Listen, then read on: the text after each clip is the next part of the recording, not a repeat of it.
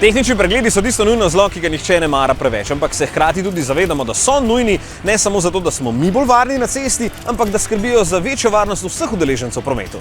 In tehnični pregled vedno povezujemo s testnimi stezami, merilnimi napravami, strogimi kontrolorji in tako naprej, torej vozila vedno dostavljamo na točno določeno lokacijo.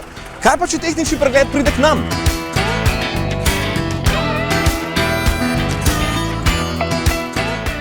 Tehnične preglede na terenu upravljamo predvsem zato, da se približamo lastnikom, ker konstrukcijsko določena hitrost takih traktorjev je pod 30 km/h v večini primerov, razen če so novejši, da se ne dela gneča na cestah, ko se peljejo do enote, ker enote je res, da so v vsakem kraju, ampak so še vedno oddaljene od vasi, nekatere tudi 30 km in zato upravljamo tehnične na terenu.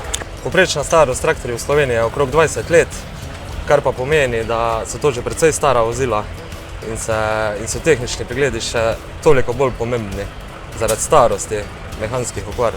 V Sloveniji je po zadnjih podatkih leta 2024 bilo registriranih okoli 130 000 vozil, ampak sem sodijo tudi novejša, ki nimajo tehničnega pregleda, tako da številko pregledov je zelo težko določiti.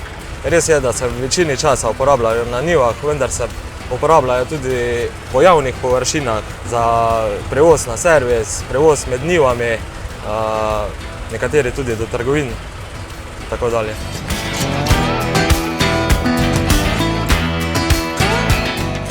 Seveda to velja za točno določena vozila, kot so na primer traktorji. Avtomobilov ne bi mogli tako testirati, ker bi bilo preveč enostavno in ne bi kaj dosti naredili za boljšo varnost, traktorji pa večino svojega dela ne opravijo na cesti, ampak na poljih.